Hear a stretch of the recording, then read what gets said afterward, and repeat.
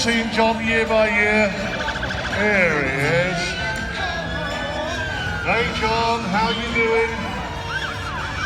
You're looking pretty sprightly. Good to see you, my friend. I'm going to hand over to you. Good afternoon, ladies and gentlemen. Welcome to day one of Fire Truckfest.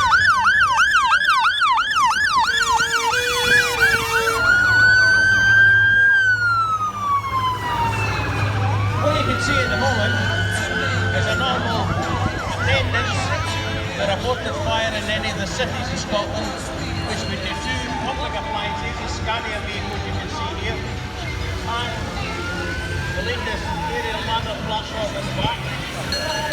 Those of you that do your race,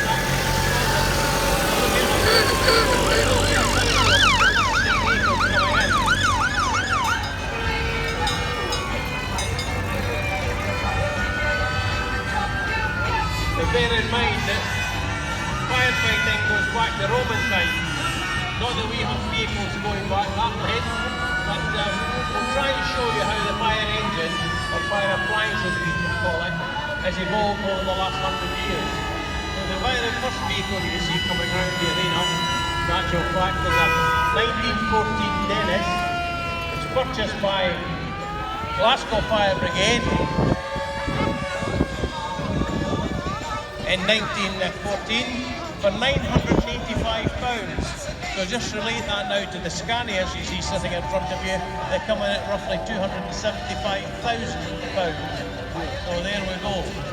So there is a name synonymous with fire engines in Britain, the Dennis Company from Guildford. That's followed by the grey vehicle, which was, during the Second World War, painted in grey livery for the National Fire Service, and these were used to tow a trailer pump, because it was known that Mr. Hitler was decidedly angry and was going to drop a whole load of incendiary bombs on various cities. So it was necessary for us to have firefighting equipment that could lose mass volumes of water to extinguish fires. They first of all used taxis and various other vehicles to even dust carts to tow the pumps. And then after 1941, the Austin K2, which you see an example of there, was brought in. In actual fact, although it doesn't look like it, it looks like a normal van. The roof on that is actually 100mm thick, or 4 inches thick with cable, so that it protected the guys inside from any glass fragments, shells, etc. It protected the crew. The crew could be up to 8 people sitting in the back of that as auxiliary firefighters. Now moving on from there, not all vehicles were on commercial chassis, but one of the ones that lent itself was the 4-wheel drive Land Rover, which came out at the end of the 1940s, a successor to the American Jeep, which had been so successful during World War II. And there we've got a fine example, not all of them local authority. In fact, the one closest to the grandstand here, it's a Series 1. And that in actual fact was commissioned by the Ministry of Defence to cover a radar establishment. But it eventually ended up having been sold through auction to Canvas Distillery, to Diageo as it is now. And it was the works fire engine there for many years before being sold into preservation by a firefighter, in actual fact, from Irvine, Ayrshire, who has brought it back to almost pristine condition. It's certainly better condition than when it left the factory. Next to that again, 2 industrial vehicles on the Land Rover chassis. Both of them serve as works fire engines, one down in England, one at the Lucas plant. Again, going to the very end, you see that also the Austin Gypsy became very popular because of the price of that compared with the Land Rover. And some brigades, as they were at that time, actually purchased fire engines to be built onto the Austin Gypsy chassis. Although the one just to the left of that, or your right, if you were looking at them, was in actual fact the power station fire engine. So it spent most of its life painted grey, the same as the ATV. But again, it's now been totally refurbished, re-kitted out as it was in the 1960s. And it could actually go and put fires out right now as we speak. So there we are. Now, having said that, one of the biggest brigades before the amalgamation of the Scottish Fire Rescue Service was Highlands and Islands, with literally hundreds of volunteer communities which required firefighting to cover the rural area. Now, rather than Highlands and Islands being penny wise, what they did was they looked at suitable commercial chassis for building their own fire engines on in their own brigade workshops. This one's on a Bedford CF chassis, as you can see, based at Drumnadrochit for most of its service career, now totally restored and being used. As well as using the Bedford CF chassis, one of the other vehicles that was used was the Leyland DAF vehicle, which again you can see, same idea, community fire engine covering rural areas with volunteer firefighters on board, protecting their community. Because bear in mind, fire is a bad master, but it's a good slave. So there again, this was Highlands and Islands' idea of, rather than pay a lot of money for specialist bodywork, to get it built onto a standard commercially available van chassis.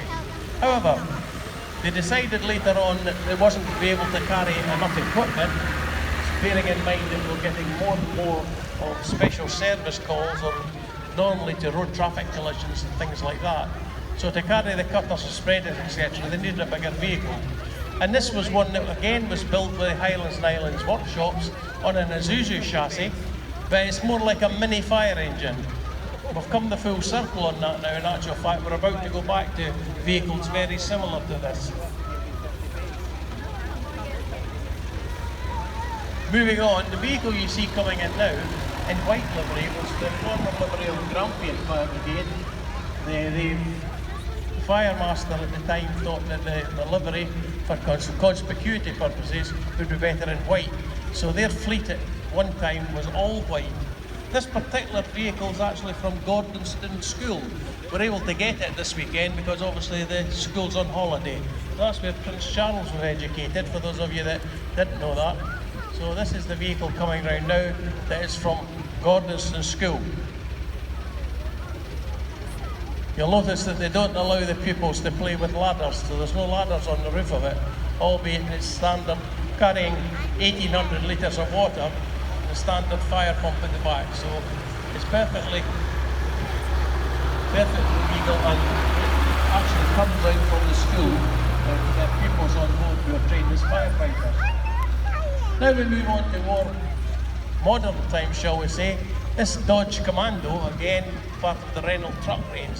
In actual fact, this vehicle was new to Edinburgh, to Toll Cross Fire Station, and then passed from there to the cadets at Edinburgh Airport for use, and eventually went from there to private ownership. So what we have is the private owner now, again, has refurbished the vehicle and has got it back in pristine condition. I'm going to interrupt you just for a second. If I could get a TAM SIN to come to the complimentary box immediately. TAM SIN to the complimentary box. If you could come here immediately. Sorry, John, go ahead. No problem. Okay, now we move on. Prior to the time of the Dodge Commandos, we had Bedfords and Albions and various other vehicles in Britain. The demise of these, obviously, the manufacturers that became available were mostly Swedish. So here we have a good example of a Volvo, one of the very first Volvos to come in, now preserved by the Heritage Trust, the Scottish Fire Rescue Heritage Trust now. Again, it goes round again. You can see that the vehicle itself got onto the standard configuration of 3 lockers. It's now carrying not only water, foam, ladders up on the roof, and carries high pressure hose reels, which means it can put out atomised water, which again enables the firefighter to come up against live electricity or flammable liquids. And that, hence it's known as a water tender ladder, because it combines the 2 vehicles. The first one was the Volvo. This is a good example. This is the very first Scania used as a demonstrator, and now in private use again by the Strathclyde Heritage Trust. So this one has been refurbished by Scania and has been used all over the world. In fact, you could Turkey this vehicle as an example of the earlier types of Scania vehicles that are available. Again, the one coming into the arena now, as you can see, in pristine condition. Again on the Scania 82M chassis. This particular vehicle, I think, served most of its time in Greenock. And again, I think you would appreciate that the amount of work that's gone into that and the amount of craftsmanship and polishing works is something else. It's a credit to the owner, very much a credit. I'm a prize winner at various shows all over the country. Dennis, as I said earlier, is a name synonymous with fire engine manufacture at Guildford, and this is a good example of the more modern type of the 1990s now of a Dennis water tender ladder. They made various ones, Dennis Rapier, Dennis Sabres,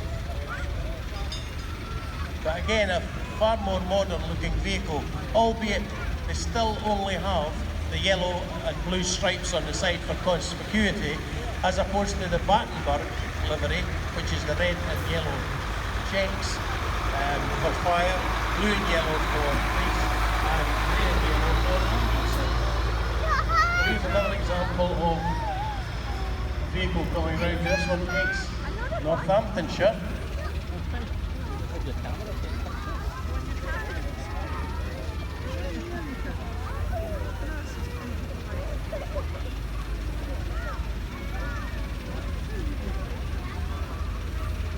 The last one coming in now is an example again.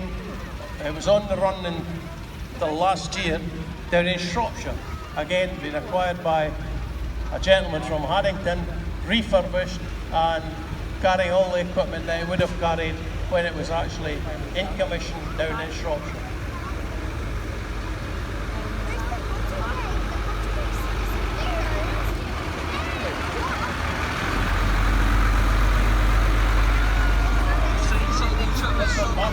Because this is what was known as a green goddess on a Bedford 4x4 chassis, but it's been totally refurbished to make it look like a modern appliance.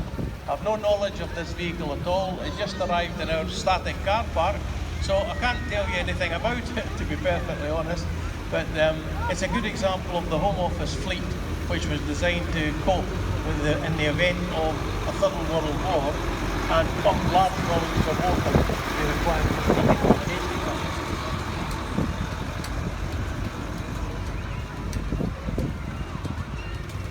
The vehicle entering the arena now, again, is from Pleasance in America. Pleasance is twinned with Blairgowrie, and this vehicle was part of the twinning arrangement that the Blairgowrie Council undertook to look after this vehicle and monitor it. So there's a crowd of volunteers up in Blairgowrie who actually bring this vehicle every year faithfully to us here at Truckfest. We thank them once again for their attendance. That thing does 4 miles to the gallon, so you can imagine how much it's cost them to get down here from Blairgowrie. And the firefighters all sitting outside, that again wouldn't be allowed in this day and age on the under health and safety, but again that is normal in America and still is to this day on some of their vehicles. Now Glasgow Fire Service, the Timberland City as it was commonly known in the 1960s, they were always looking for new ideas to develop firefighting. This is one of them entering the arena now. This is again a Dennis appliance which carries the water etc. in the bottom, but it has a boom on the top which enables a 13.5 metre ladder to be hoisted up in the air, and then automatically water could come off that via tracings on an infrared camera and, as the name implies, scoosh water into the fire and therefore extinguish it. Now we move on again, we're staying with Dennis synonymous. This vehicle again served up in Aberdeen, 1950s Dennis, turntable ladder which can take firefighters and can project water up to 30 metres in the air or 100 feet. It's been again totally refurbished following a spell in a museum at Arthur, but it's now again being looked after by the North East Preservation Group. Beautiful vehicle for its age, and again you can see the difference. Everything is exposed on this. Nothing is really enclosed into the closet. As opposed to the vehicle coming in now, which is a Volvo aerial ladder platform. This again now is preserved. by a gentleman down in Kilmarnock, albeit the vehicle spent most of its time when in commission down in the Ayr. So it covered mostly the whole of Ayrshire, but it's now been again refurbished, and so I get credit to its owner, because that's a big vehicle to keep polished and keep all the equipment clean and maintain as well.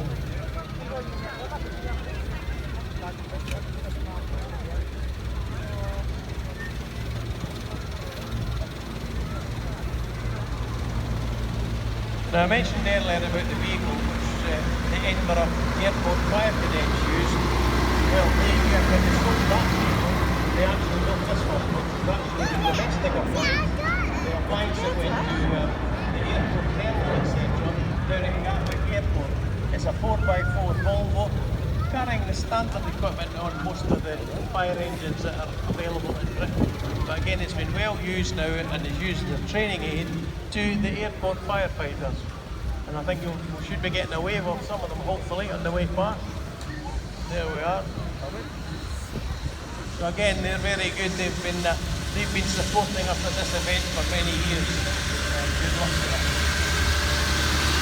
Now, those of you that fly out of Edinburgh Airport, sometimes wonder just exactly how safe it is. Well, it's as safe as this vehicle coming in. This is a Rosenbauer Panther foam tender. Unless there are 3 of similar vehicles available at the airport, nothing flies. So you've got to have 3 vehicles like this at Edinburgh category airport. And you can see there, that's £1 million worth of vehicle going past you. It carries water, foam, you can project the water and foam, as you can see from the monitor on the roof, all automatically, controlled by the driver. He's decided not to put any water through it today, but in the past he has, so just watch out along there if you're next to the fence. Coming in and out of that, the vehicle should have been in front, but the traffic temperamental, and from 1924, this is a vehicle that was in a museum in America at this stage. The museum went into liquidation and was purchased and ended up in Ireland. From Ireland, it then went to a garden centre over the years down in Lanarkshire. It's now been recovered by Eric Cadbury here from Bala, who spent a considerable amount of money and time and effort in putting it back into the... Now, he promised me last year that his first outing, because he'd been working on this for 2 years, would be here today. And we thought that it wouldn't start here.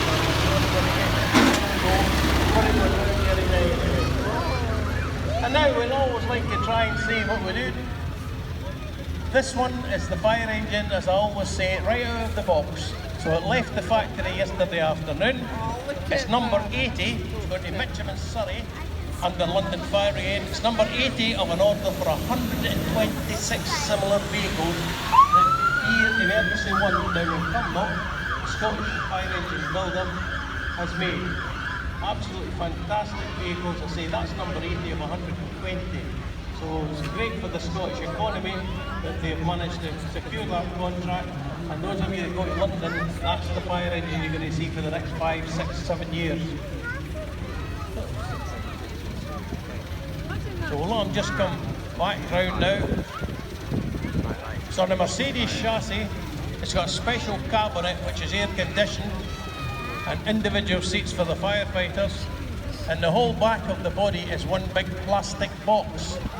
So the whole thing is contained in one, as opposed to the conventional pannier style on the vehicle. And there, ladies and gentlemen, that is the start, or the finish of Fire Truckfest 2018 Saturday. So we'll leave them there. And what I'd like you to do, in appreciation of all the crews, the drivers, the owners of the vehicle who have actually come in, would be to show your appreciation, please. Give a big round of applause, everybody. And now, having said that then, gents, let's hear what you can do back to the crowd.